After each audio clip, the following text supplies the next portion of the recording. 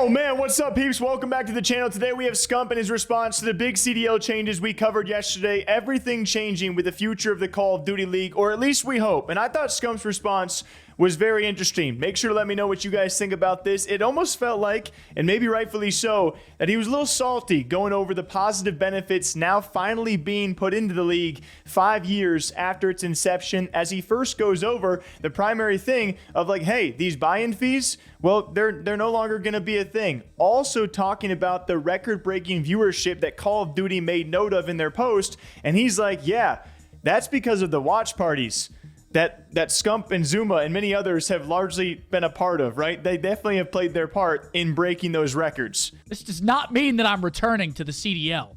This does not mean I'm coming back.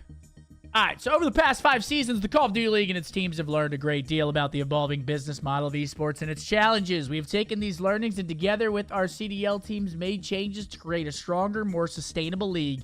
In the past, the league implemented various solutions to alleviate some of the challenges for teams. These include providing financial relief during COVID-19 to fund player salaries and benefits, pausing franchise fee payments, providing funding for team-hosted events, guaranteeing revenue to teams, and creating in-game team bundles. The Call of Duty League's popularity continues to grow, evident by this past season where we saw the highest viewership in history. Okay, first off, let's talk about this one real quick. There's a reason. Okay. Watch parties are the reason for this. Straight up. We saw the highest viewership in history and record-breaking attendance. This is watch parties. This is me. This is Tom. This is all the other watch partiers out there. Sam, Zin, Bose. I'm missing a lot, but yeah, that's why this is. In record-breaking attendance at our in-person events, we are redoubling efforts on the business side to ensure the success and longevity of competitive Call of Duty. For the better part of a year, we've been working with team owners on a new approach that sets us up for mutual success. Today, I'm excited to share details from our updated team deal structure to help secure the longevity of competitive Call of Duty. All right, so this is W news.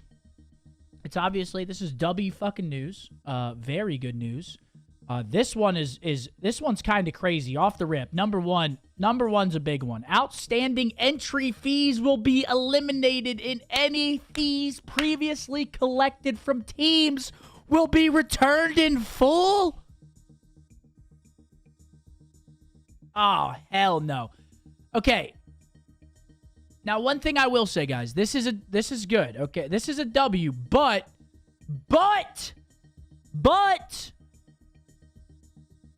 are we just forgetting that owners of teams and people made sacrifices because this was initially put out?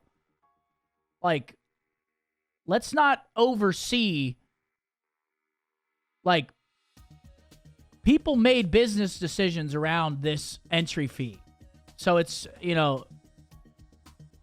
yeah, it's good.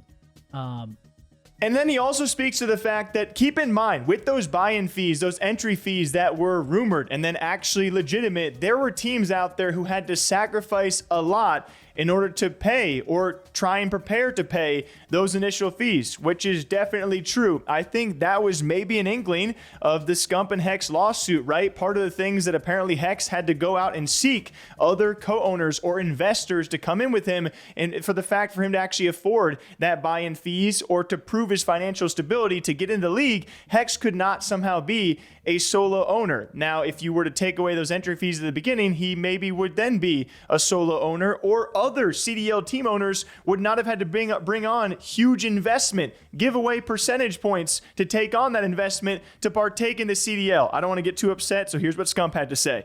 Any fees previously collected from teams will be returned in full. While we paused collection of these payments years ago, we are permanently removing this obligation while also injecting capital back into the league.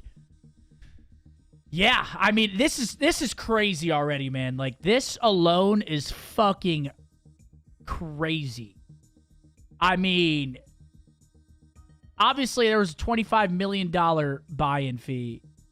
For that to just be completely eliminated after 5 years, I mean, it's nuts. It's nuts. It's fucking nuts. William, thank you for the 11. Archer, thank you for the 13. Mafiki, thank you. Teams will earn increased revenue tied to the sale of their in-game merchandise, team bundles, and now the Champs bundle as well. We know how meaningful in-game bundles can be for teams, and we want to make sure they have increased ability to drive their own financial success. All right, that's good. That is very good. That's a step in the right direction. Splitting off a little more for the teams to make it easier to run the businesses. I mean, that's just straight up good. I don't know what the splits are now. For in-game bundles, or team bundles, sorry. I don't know what the split is right now, but that's just a W. Give the team some more money in their pockets to be able to obviously run their businesses in the CDL. Recognizing that hosting large-scale events are vital to teams in the CDL community will increase existing event subsidy amounts for teams organizing live in-person events. I mean... This one's also great, but it's like, I mean, we're seeing an event this year get canceled. Well, not canceled. Canceled's the wrong word. What's the right word for it? Not canceled. Chat, what's the right word for it? Relocated? No, I wouldn't say relocated. No, because it's being downsized. It's being downsized. Yes, downgraded. Downgraded. Yes. That's a good word. Downgraded. Like, we're already seeing an event get downgraded this year, which is Carolina. And I don't really know. See, this is the hard thing. I don't know all the reasons why that event's getting downgraded. But I'm assuming, and I think a lot of the community is assuming, that Carolina probably is just having problems paying for it. Because the events aren't cheap to run. They're not cheap to run. So this is good. They're giving a little help to the teams.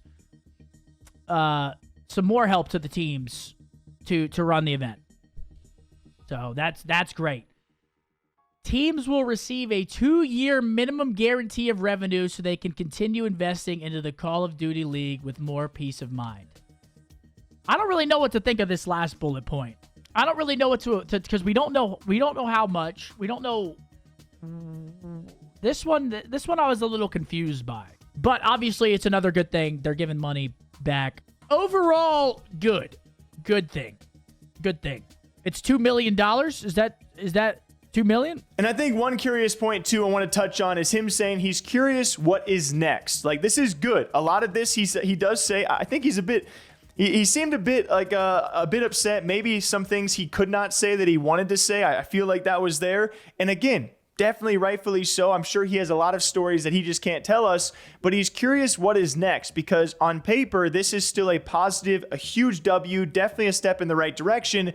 But what is next for the Call of Duty League? Will it stay alive? Qualifiers, I think we can all agree. Maybe a lot of us can. I hate the qualifier system right now. I do not watch league matches. I think they are incredibly boring and repetitive and monotonous. If you guys disagree, feel free to. But change up the tournament system, also the format itself, and the number of events. A lot has to be done here for Call of Duty leagues to still continue in the right direction after this, which he stressed. Like, this is just a statement. Things still have to be done. I'm curious as to what is next after these things, because a lot of people have been on the just under the predisposition that Call of Duty League could be going away. This seems like it's not going anywhere.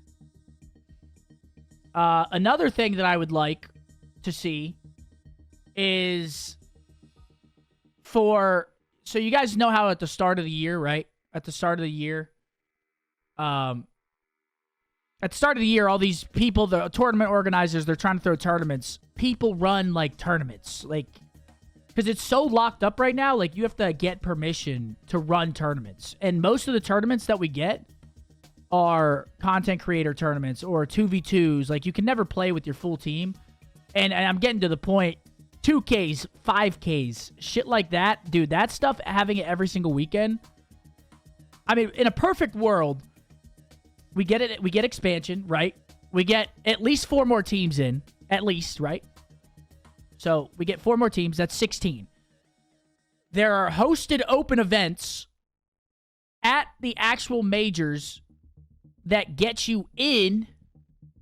Did you tell your stream you're coming back? Dude, Ant, you're such a fucking troll. I'm not coming back. Listen, this does not mean I'm coming back. But what was I talking about? This fucking troll, dude. So we get 4 more teams in. We get open events either online or at the actual major.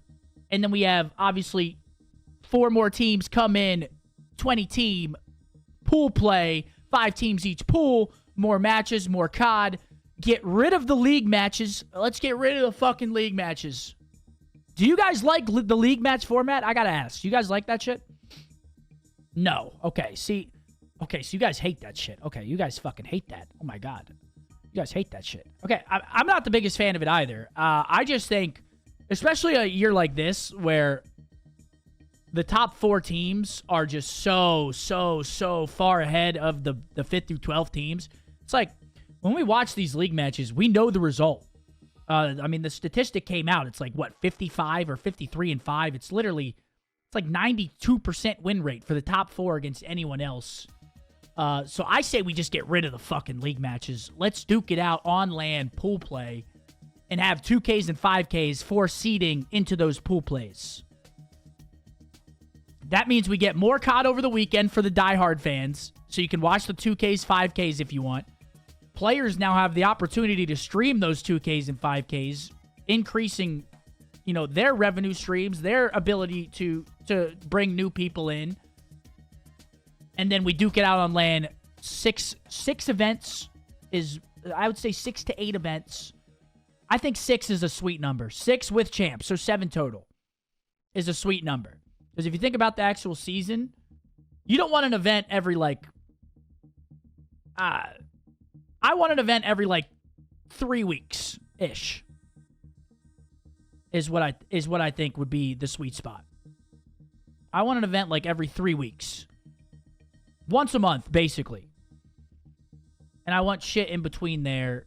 But again, I mean, this isn't talking about restructuring anything. So again, this is I'm just thinking out loud.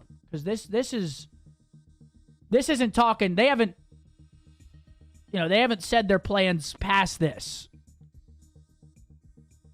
But that's my dream scenario. That's my dream scenario. We'll see if we get it. I doubt we get it. I doubt it. I'm just going to say that. I doubt we get exactly what we want. But at least it seems like some steps are being taken in a positive direction. Because let's be honest. The past 5 years, it's been a step back. I mean, it has been, straight up. It's either been a step back or a lateral step. So that was Scump's response and CDL changes. What do you guys think? Is there anything that concerns you with the announcement, or is it just positive for all of you? It's interesting hearing someone like Scump talk on this. We'll see if Hex talks about this on a recent Optic podcast or upcoming one, and if other owners have announcements to make, but it still seems like a good step in the right direction. Now let's see how they act on this in the coming weeks and months, and into, of course, this season to end and next season as well. What do y'all think? Till next time, stay hydrated. We got a lot of great stories here. Thanks for subscribing and leaving comments. I appreciate that. Okay, ta-ta.